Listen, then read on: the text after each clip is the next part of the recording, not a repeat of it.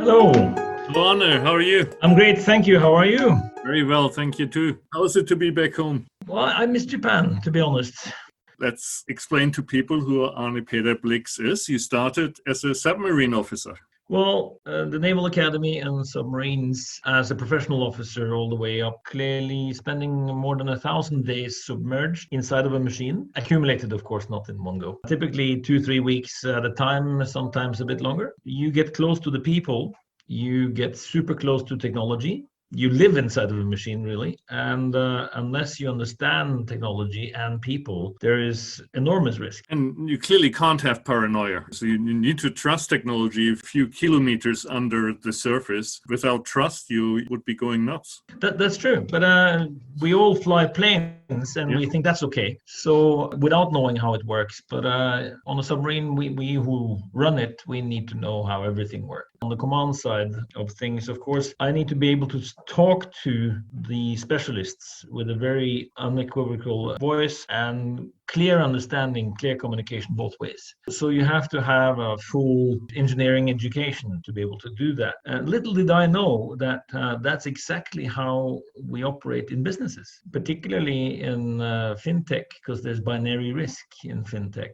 So it was an ideal grooming. You know, Norway has a border to Russia, so we clearly have I've clearly been to Russia many times, with and without permission. That was part of the game. The good thing about Russians and Norwegians, they love us, and we are quite fond of them too, but they love Norwegians because they typically say, we have never been to war with Norway, and therefore they're fine with us being part of NATO. That's how they think anyway. So that was a very important period of my life, and then I started in the DME Classification Society, same as Germanische Lloyd and Lloyd's Register ABS. So those who don't know what the Classification Society is, if you know what Big Four is, like EY, Deloitte, PwC, and KPMG. The classification societies does somewhat the same for shipping, for classification of equipment, but also management systems and competence building, which was my forte, ISO certification, that sort of thing. So I lived in Manila, I lived in Panama, I lived in Hong Kong, Singapore, and New York, but I was a lot in Japan when I lived in Manila, and I got my early footsteps and trust with the Japanese culture. But I had already met the Japanese culture in 1982,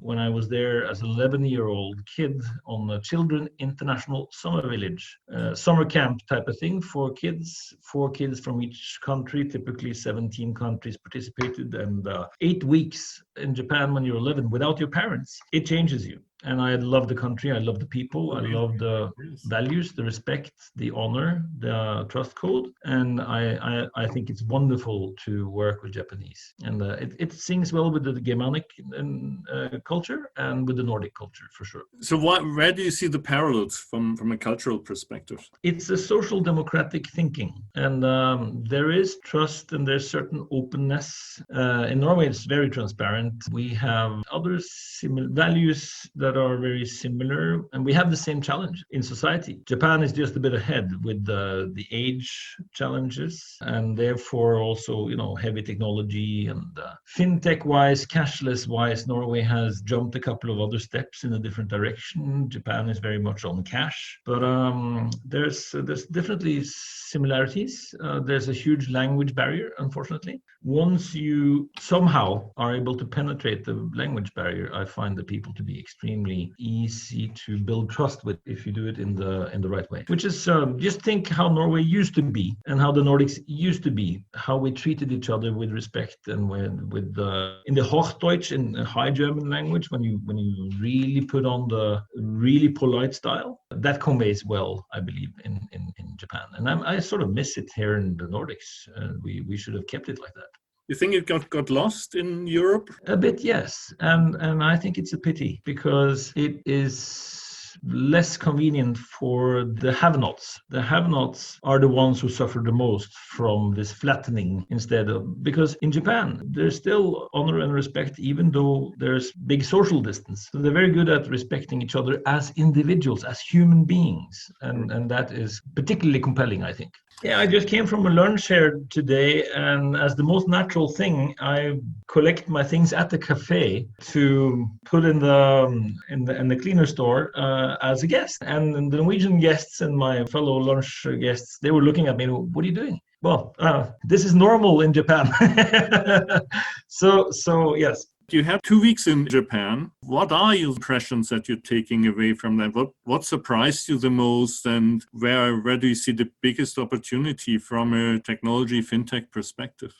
To answer that, I'll just give you a quick color of how I know this. So I spent all these years in shipping, and then in the shipping industry on the ship owners side, ship owners association side in the UN from the Norwegian perspective. And then I connected with a lot of Japanese ship owners during this time and the Japanese Ship Owner Association and close ties. And then I transcended into brokerage, so shipping brokerage, petrochemical gas, ethylene, propylene, butylene, VCM, and then of course I dealt a lot with Mitsui, Sumitomo, Mitsubishi, and etc. The trading houses, and then slowly it became more financial. And then I had a fintech startup, and that fintech startup, software as a service, from 2002 2003.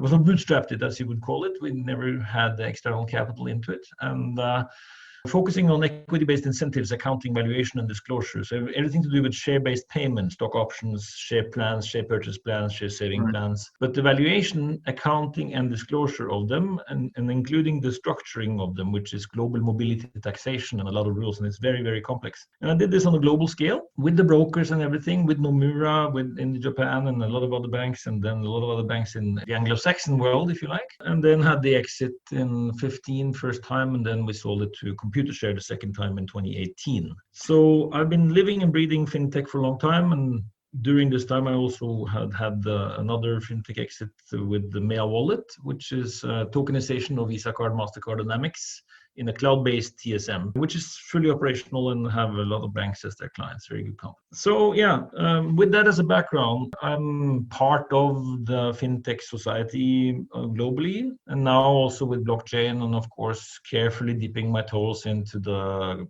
digital assets.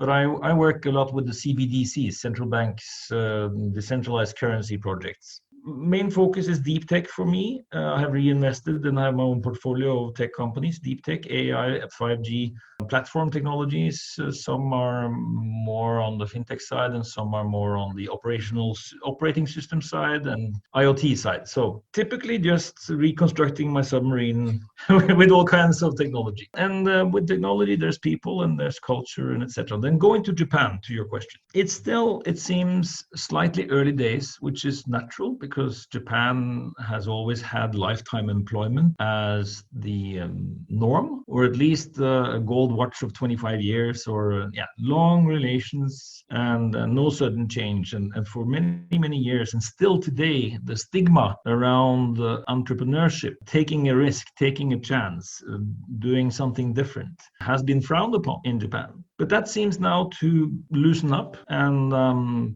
I think it's liberating and fun to see. I think Japanese society provides a bit of a safety net, just like in the social democratic Northern Europe, which makes it less risky to take a chance as an entrepreneur for a while. I have a high degree of respect for entrepreneurs in the US because a lot of them who do it in the US, they don't have a safety net. That is really rock stars.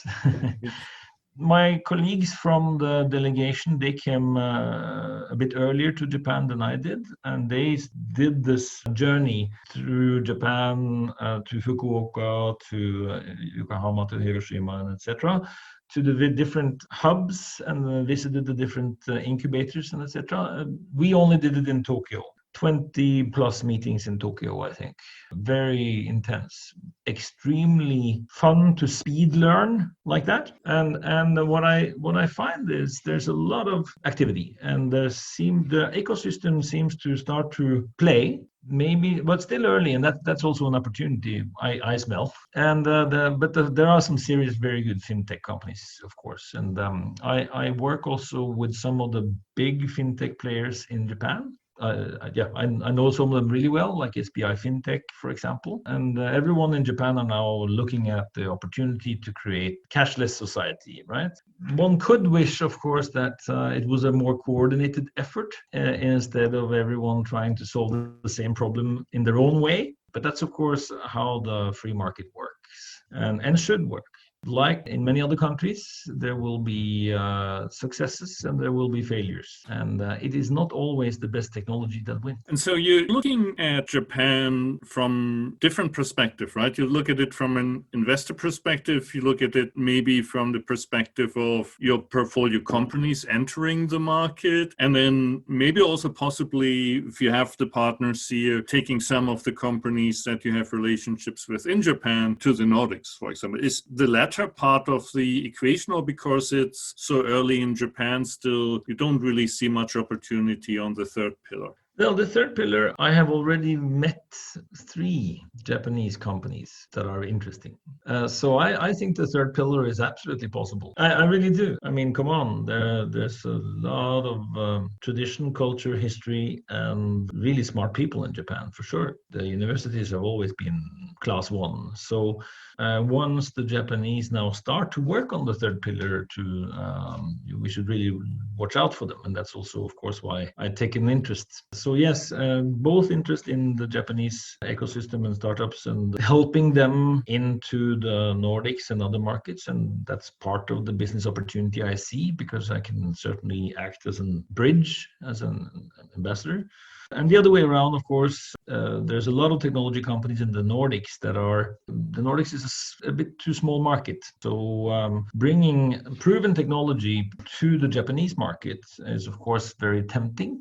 And that's a great way of getting growth. And I think the timing is very good for that. And it seems there's also a trust bridge and possibly with the assistance of some Japanese capital, so that they can also follow their investments closer as those companies grow in the Japanese market, and they can even help them. So the CVCs, the corporate venture capital firms and other firms, industrial partners, of course. I see a lot of opportunity. And if we didn't have this language barrier, we would have done this a long time ago. And now, hopefully, what's the easiest? Is it easier to learn Japanese or easier to learn English? I would give fingers to learn Japanese and be able to, because Japanese the language is an operating system between people.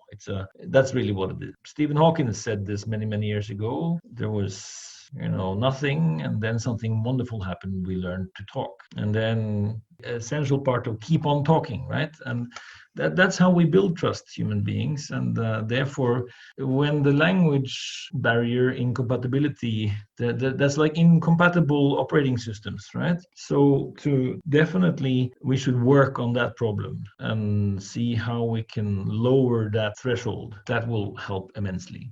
So definitely my kids are hopefully going, I don't know how, but I'm going to try to motivate them to learn Japanese. I'm even considering, so here's the marketing, I'm even considering possibly moving to Japan for a couple of years for the right opportunity, because I would love to impart those values to my kids. Those values that are still here in Norway, absolutely, but they are still, I think, more expressed in the Japanese society. And I think we need to go back there. I think human beings need to go back there. And we can be easy and cordial, but we should be better at listening to the other party. We're getting into macro political themes now as well, but obviously the public discourse in the Western world among politicians and the leadership has deteriorated quite substantially. And if we have leaders that behave in that way, we shouldn't be surprised that everybody else starts to mirror that type of interaction, right? That is rather disrespectful and impolite. And so we have a bit of a leadership crisis. And we do. And it's, I've actually written an article about this, which I call Transcending the Maslow Hierarchy of Need. And this narcissism is not good for anyone. We're sitting there at the top of our lovely Maslow pyramid, and we're very self-content at the very top. And the pyramid is getting more and more narrow, because we are getting better at converting people from poverty into working class. But the pyramid is still it stops at you, right? And it's very self-oriented. And then to the right of this pyramid, you have the rights, the alt-rights, the more extreme rights, the people with less hair, etc. And on the left side, you have the more angry people, the lovers, but also the anarchists and the revolutionary, the lefties. And this polarization, just look at America. It's being torn apart now, and it's hard to watch. I grew up with a lot of American influence as well. I've lived in the US on many occasions, and I've always followed politics there closely. My cousin is a production head in C-SPAN, to give you an idea. Trump, Clinton, and now Trump, Biden, you have exit Brexit, you have this polarization, you have Japan, China, these polarizations, we're getting people more angry, and everyone are looking at the politicians as our leaders. Are they working for us, or are they working for themselves? Are they serving office? To serve office used to be a very honorable thing. It's becoming a bit more self-serving, and I think everyone are starting to see that, and they're just human beings like you and me, and that is not good. So we need this, what I call the inverted pyramid, on top of the Maslow pyramid, which starts with who are most important for you, your family, right? My family, my kids, and then layers upon layers of peoples, human beings, plant, animal, and earth. You can be right or left. I try to be a bit more apolitical, and I'm more earth positive. And you see, this is where FinTech is super important, because having worked with incentives for so many years as I have been using the forces of greed in the form of equity-based incentives to try to guide people in a direction. It's like herding cats. And if you put the incentives wrong, people will go towards the incentives, not to where you want them to go. So the alignment there is critical. So how do we get the planet to get Earth positive? Politics, it's kind of not working so well anymore. Our democracy is struggling. It's not agile enough. It shouldn't be too agile, but it's a slow mechanism. And 4 years, 8 years, you need to change to change democracy in its systematic change. You need to have agreement over 8 years or more. 2 periods, right? And that's hard to come by, because people tend to think in 4-year cycles to stay in office. So what do? We can't give the world nicotine or heroin or religion. It's not going to get us to be earth positive. Well, some religions are focusing on that. That's great. But how do we get people to work together? This is where FinTech is important. We change the money. We actually change the money. How do we do that? Yes, this is a part what blockchain is about, what tokens are about, and it's really about micro-nudging, helping people to make conscious choices. So, for example, if paper bags are better than plastic bags, you can actually use money to induce a behavior. So you program the incentives into the money and the use case. That's very good. So all the tokens are actually different focus areas. It's a decentralization and a focus. So you have bonus points when you fly, right? And it's kind of hard for you to change between one loyalty program and a different loyalty program, right? And the tokens, the bonus points, are actually inducing your behavior. So as FinTech people, we will actually need to use the power of greed and the power of money, because everyone understands money. Long money, short money. Most people don't understand shares. They don't understand options, and they certainly don't understand pensions. Yes. And pensions are, it's not here right now. So, but money, they're right here, right now, every day. And we talk with our money, we speak with your money. That's actually how we vote. One day we like to buy this, another day we would like to buy that, right? So it's actually through finance technology and changing the money ever so slightly that we can induce earth positive behavior. I had like similar conversations over the last few weeks, right? Lots of the FinTech project companies are focused on removing friction and to make it easier to spend money. But not everybody is good with money, right? The same way that some people are not good with alcohol or tobacco or so.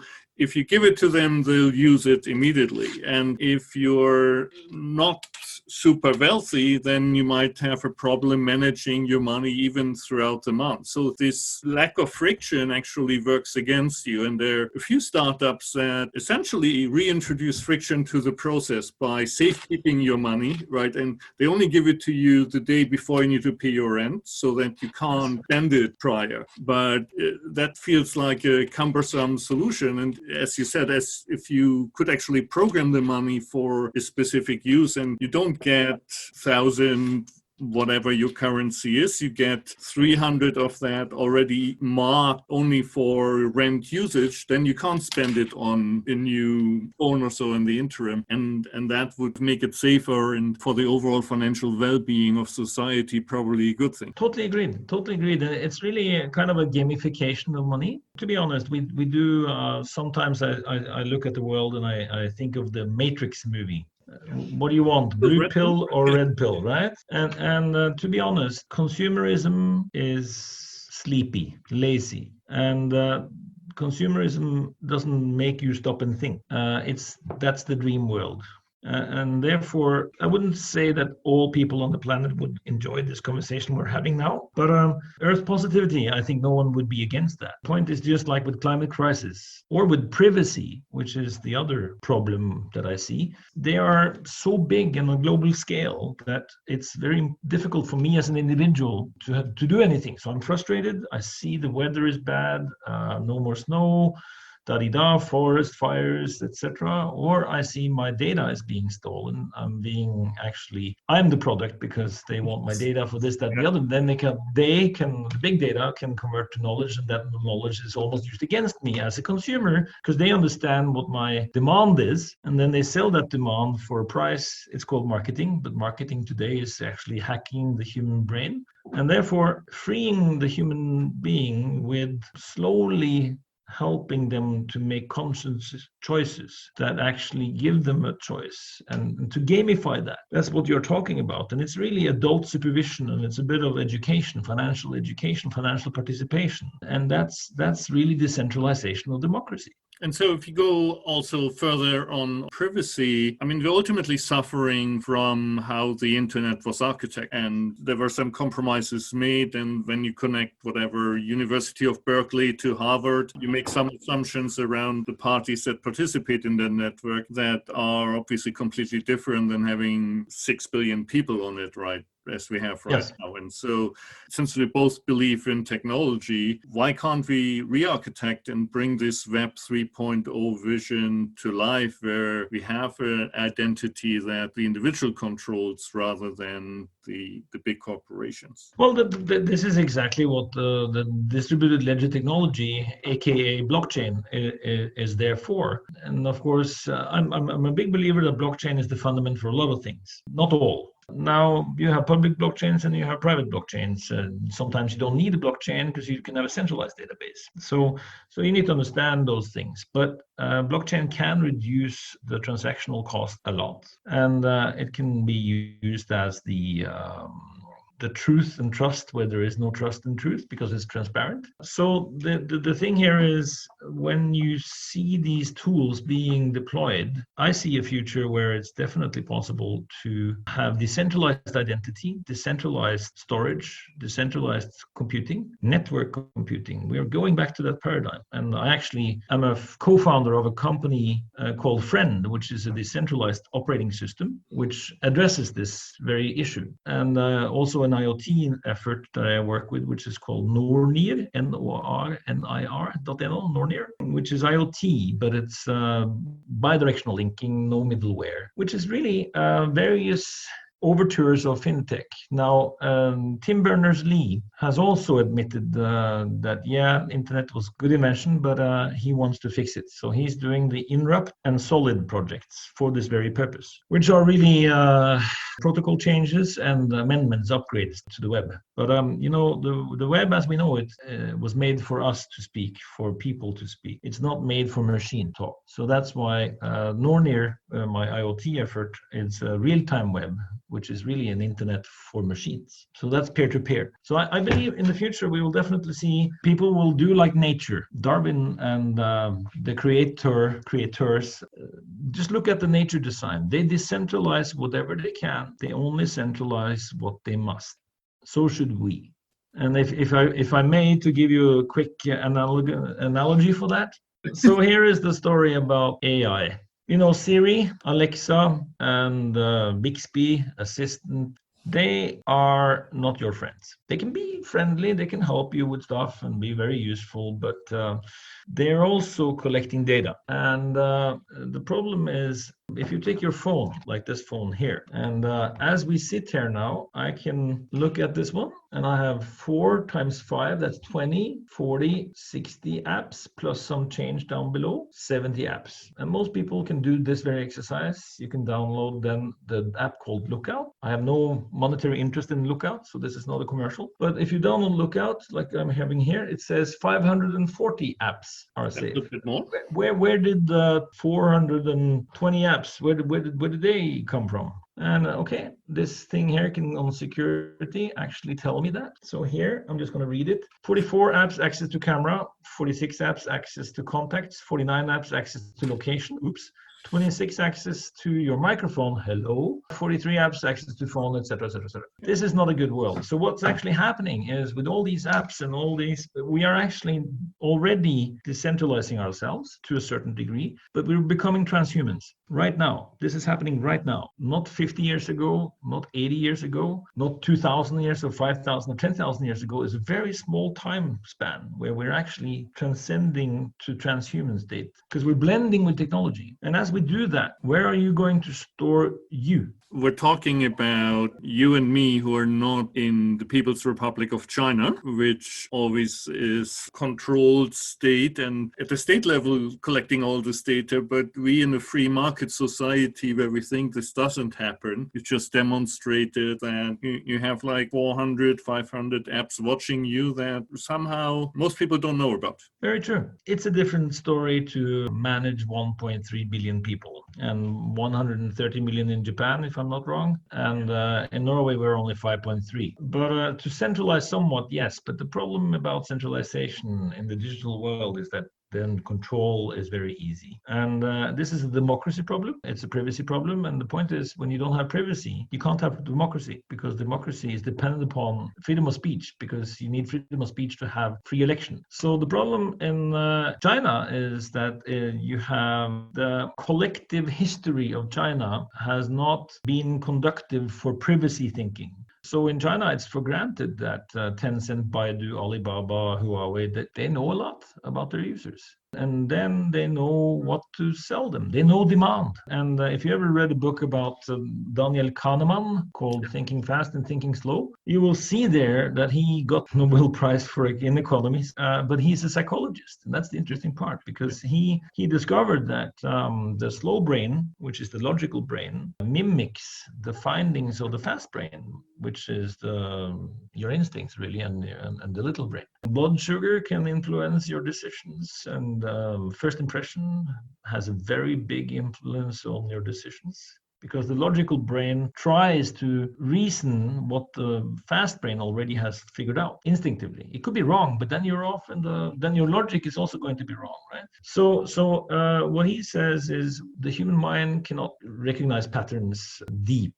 So that's why AI, we have no idea how it's going to figure out how to play Go as well as it does, or chess, and it does things we never thought of as human beings because we have bias. Now AI, we don't really understand AI, and that's the scary part. We can talk about that in a bit. The thing here is when you then use AI and systematic influence on you based on the knowledge that you might have if you have central knowledge and the privacy issue is not catered for, you can manipulate anyone, and the subjects will not understand that they're manipulated. So in the US, this is actually institutionalized by the commercial business models of the biggest companies, because the predominant 90+% of revenue to Alphabet and Facebook are marketing. And that marketing, I don't think for a moment that Sergey or Larry are bad people. I don't think Mark Zuckerberg is a bad guy either. But, they are now sort of victims of their own success because the quarterly reporting of a public company, you need to actually beat your numbers and get the share price up, and then you're pushed to make more money. How do you make money? Well, 90+% is marketing. So we have to do more marketing. And how do we do more marketing? We do it smarter. So we need to know more what the users are doing, what they want, so we can market better. And then that's completely in conflict with privacy, democracy, and freedom. Or it comes down to incentives that we talked about before, right? They're not bad people, agreed, and they react to the incentives that they see in front of them, and they lead them down a certain path. Agreed. You can argue they're not in control of their companies anymore. The market is in control of the companies because it's driven by the share price. And they can't really change their business models overnight. It's not going to work like that. So how do they do that? So Libra, the Facebook project for their own token, I believe is what they look at as a necessary next step, because they will implode at some point, or possibly implode. I'm not going to predict that they will implode, but there's a good chance they will. Because people, just like the climate crisis, which you can argue in many ways, etc., but the world is getting warmer for some reason.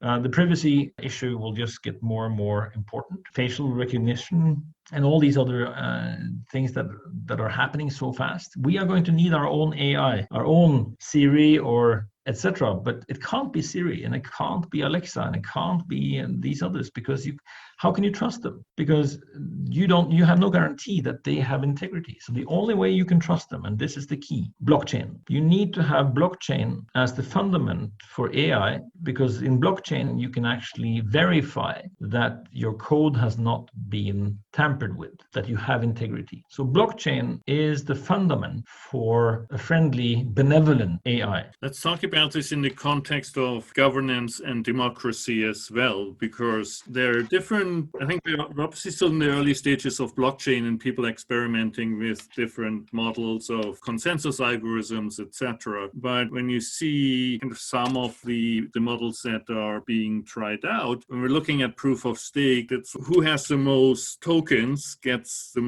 most influence if they actually participate. And then we have the same challenges that we have in our democracies, where if you have a general election, we have 50% voter participation. So if you don't stake your tokens and you're losing out, and you might possibly lose value because you don't get to participate in the rewards and the inflation, etc. So maybe there's more of an economic incentive of taking part. Ultimately, is in a democracy as it has been conceived a few thousand years ago, right, that we're using still in the same shape and form today, where everybody participates. Should everybody participate, or is it smarter to let only the elites, let's bring it back to the Roman centuries and the Greeks, right, the elite, the educated people drive the agenda forward? And it just seems democracy is in a crisis. How do we get out of that crisis in a sensible way? Oh, that's another hour. Of course, I don't have the answer, but it seems to me in all cases, revolutions are dangerous. They're too fast, ugly, risk unpredicted effects, etc. Evolution is safer, it's slower. And of course, we have to go the evolution route. So slow adoption. Just look at how internet was adopted, right? It had this violent thing, and then and we see the same now with blockchain, cryptocurrency, and this is very typical human. We need to nudge evolution a bit, accelerate it a bit. Mm-hmm. So the answer to your question is, I believe in a hybrid solution is the bridge between the slow evolution and the fast revolution. And the hybrid in this case is the decentralization. Just look at Switzerland, for example. They are now voting more often because digitally participation, we can vote more often. We can use blockchain to ensure there's no tampering of the election. Mm-hmm. And then we can have privacy, so we ensure we can have decentralized identity to make sure, etc. So we can take our way out of a lot of that and actually let people be more involved. And then you will have the blue pill and the red pill people. You'll have the sleepers, the consumers, who they can still be nudged, right, by giving them incentives to vote. They can, and so several tokens. I'm involved in many token projects where I'm a typical token designer, and token design, token utility design, it's really incentive design. And that's exactly what it is. And it's about nudging people in a friendly manner. And that's where you can use your token and earn tokens for suggesting. You can say, well, take the airline. So I should be a token designer for Japan Airlines. Just they should call me and I'll help them. So here's the tip, right? If they want to know where they should fly, They should tell their clients, hey, here's 100,000 points or whatever it is to suggest, where do you want us to fly? And the analogy in democracy, you get it, right? You can then, what do you think we should do with Tokyo City? Where are the problems? We'll incentivize you with some points to come up with some suggestions. Then the hybrid solution, i.e. The committee or the people who actually are empowered, then they have a lot of suggestions. And then they can prioritize, rack, stack, pack, and come up with a roadmap and say, this is what we think is the priority order based on your votes and suggestions, whatever. Now you can vote on the priority. And then even down the road, so then you get the priority, then you get the roadmap, and this you should do again and again and again, of course. Plan, act, measure, and reconfigure. And then, of course, you can even let people be incentivized to help with solving that problem by earning tokens for contributing with work, with code, with whatever. So this is where I believe smart application of token design, changing the money, you can create this hybrid solution for democracy.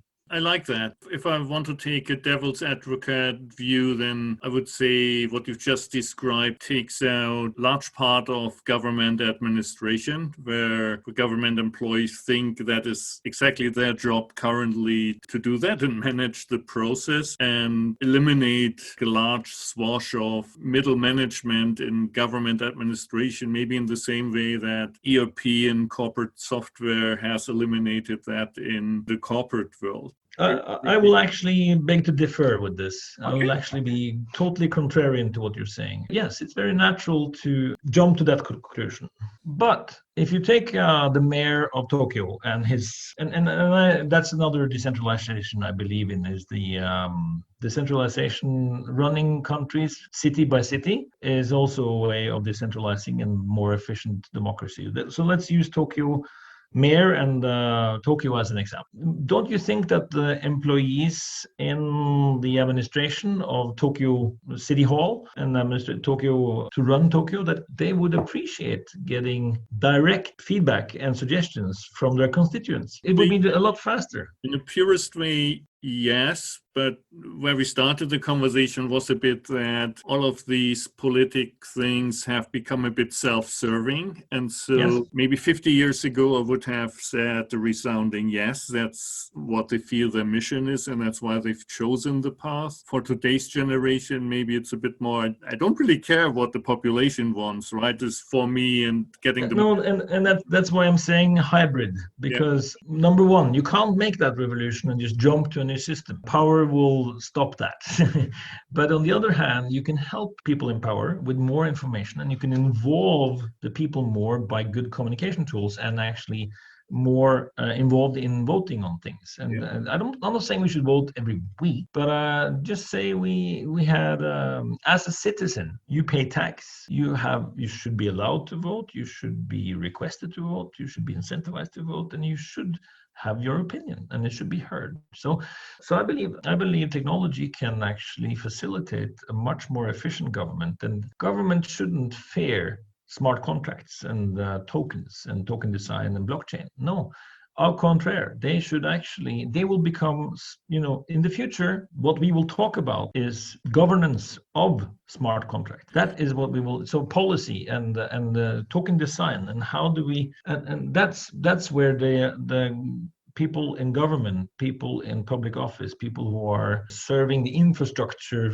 to run the city or to run the public corporate register or wherever, they will rather, and lawyers and accountants and all those who are afraid to lose their jobs because of AI, etc. No. They will work one step higher in the design and the policy and, as I say, governance of smart contracts. I think I can get comfortable with that. And I mean, if you take like a standard governance model on the blockchain, where we have proposal period, as you said, everybody can submit the proposals, and there is a vote on the proposals, and maybe after the vote has been cast, there's a bit of a cool down period, so everybody can think about this and then possibly reconsider. And if you tie that into taxation, so basically get a tax credit for voting, and you have got a commercial incentive, that can all work nicely together. So I can see that.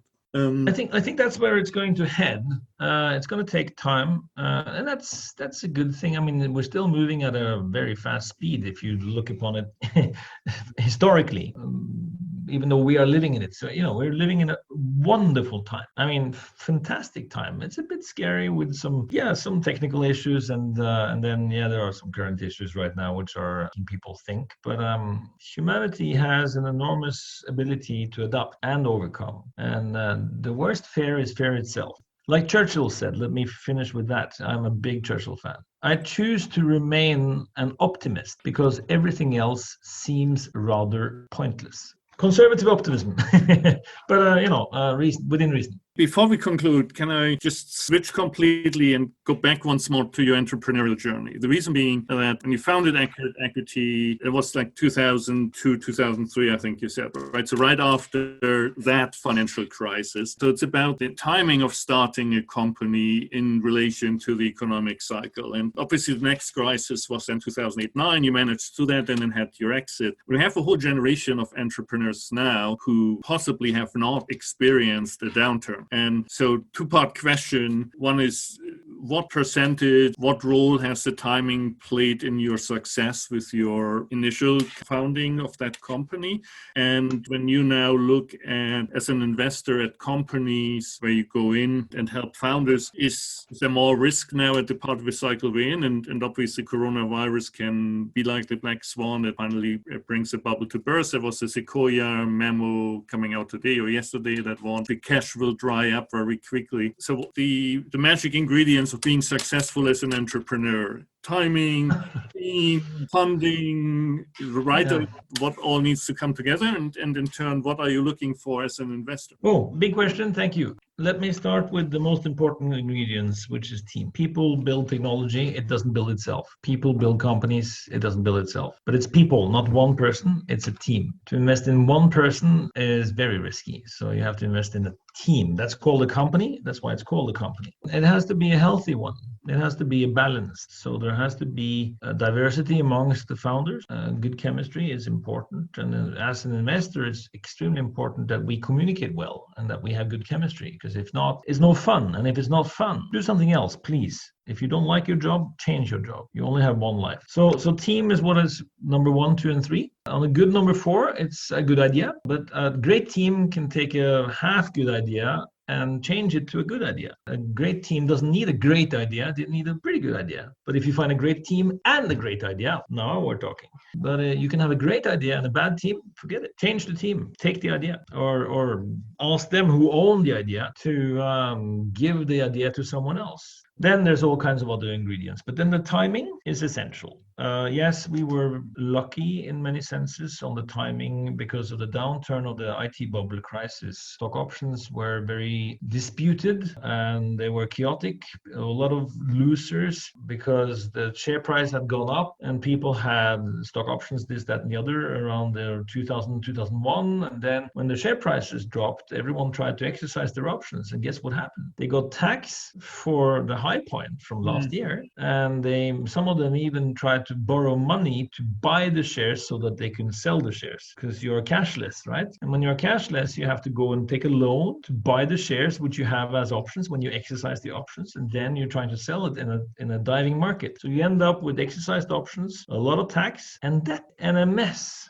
So the tax had to be reconfigured for this to the cash principle, that you can't really tax people until they have a choice to sell the share or keep the share. And so that, and then the IFRS, of course, which was the real wave for that success, was the International Financial Reporting Standard and the revision of the federal accounting, general agreed accounting principles, FAS 123R, the US equivalent for, so that's IFRS 2 and then several other subchapters, embedded derivatives in corporate contracts, IAS 32 and 39, that kind of thing. Anyways, those things were, so that's paradigm shifts that we saw and gambled correctly on. So we actually had the software that was compliant with IFRS for stock options 2 years before the legislation kicked in 2005. So that was very good. In Mea Wallet, however, I invested. The team was great, the technology was great, but the timing timing was wrong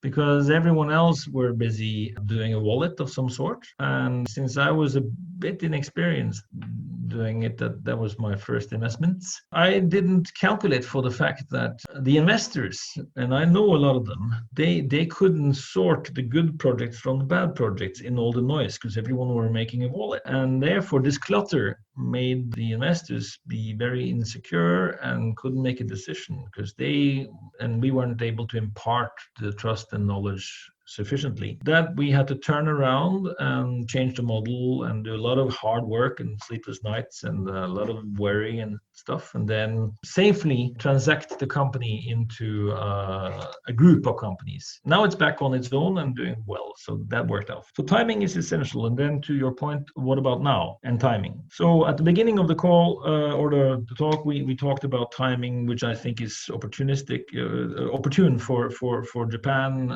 the delegation visiting and what we have seen, and bridging between Japan and the Nordics particularly, I think now is a very, very good thing to do. And I also have a lot of investor friends and etc. in the US who I will also at some point introduce to the Japanese here because I see a lot of opportunity. But it's too early to think about the timing of I think you're referring to the current virus crisis, yes? Or is the crisis yet? No, I mean, the market volatility clearly has increased, but we've been on a 10, 11-year bull market, which is an extended cycle by any measure. So at some point, there needs to be at least a correction. And I've been saying that probably since 2016. You shouldn't listen to me. Eventually, you will be right. It's not been long enough.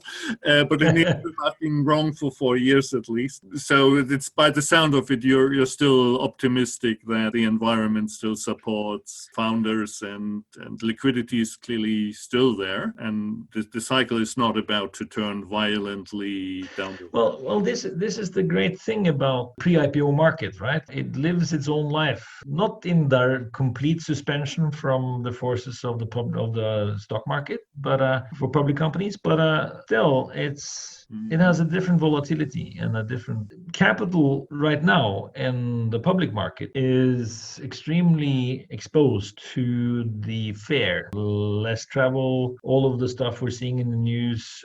We all know now that at least 25% slowdown of Chinese factories because we can see the pollution, right? And it's much less pollution, so activity is down. That's not going to come up like this. Now, I've been watching the world economy ever since I was a petrochemical trader. Ethylene, propylene, butadiene, VCM, those are the building blocks of society. And when you do that, you don't stop watching that later on because it's really... So I've been watching that market and the world market, of course, which is really driven a lot by oil. And since 2001, roughly, what we are seeing now will have an impact economical. It will, regardless if it just stopped today and vaccine or whatever, or if it stopped tomorrow, or it will still have a recovery phase. It will take some time. There's a backlog that will be needed to be accounted for. And I'm sorry that Japan is struggling now with the big decision. I really feel for the decision makers deeply that they have to decide these days whether they can have Olympics or not. It must be terrible. And the trickling of the economy and the consequences and all of the joy and all of the positivity that Olympics carry with it. I was there during the 2012 Olympics as a guest in London with Boris Johnson. That was very fun. Thank you, Boris. He invited a lot of tech entrepreneurs like me to come to London and see that London opened up for business, welcoming businesses, etc. And I'm sure Tokyo will do the same for businesses, to welcome businesses to Tokyo. I love to come. But anyways, I believe we will come through this as well. And for entrepreneurs, I would take it as an opportunity, because people who invest in startups or early phase, they should know that it's at least 5 years, possibly 10 years. If you're early, it'll be 10 years till you see those money. If it's a series A, B, C, you might see liquidity under the way in secondary markets, and you will see maybe an exit IPO or whatever. So then if you're in the seed phase, at least 5 years, your money is going to be stuck and they're going to be illiquid, But the thing is, they're there. And as long as the company is healthy and doing its job, the value is increasing, regardless of what the market does. So I hope and believe, and this is the thesis, so the funds and etc., they will have more capital coming to them, which is running away from the volatile markets. So I like to think this is an opportunity for startups in Japan, around the world. It's an opportunity. There's nothing better than to work for yourself, or for at least have skin in the game, to have a part of the upside. Confucius said this very good. Pay me and I forget, and then show me and I might remember, which is possibly a bonus or maybe provision perhaps. But involve me and I will understand. That's actually share-based payment. That's participation. That's actually stock options and investments. That's actually being there with the team. Then I will understand, then I will care, then I will put in the extra hours, and there is a lot of great value to that. And I will recommend to anyone to have a bit of skin in the game. Couldn't be a better ending. We made a very positive outlook again. Thank you very much. Wonderful conversation. So we hopefully see you back in Japan soon. I really hope so too, indeed. I just need a good reason to come. We can talk about that. And virus permitting, I'll be back very soon. I look forward to seeing you again for sure. Thank you very much. It was really great to meet you, do this conversation. And surely when you're back here next, I would love to have the opportunity also for you to present to the community overall. I think people would be very interested and engaged to learn from your experience. Thank you. I'm honored. It will be a pleasure. So we'll do that next time I'm in Tokyo. Thank you again for your time.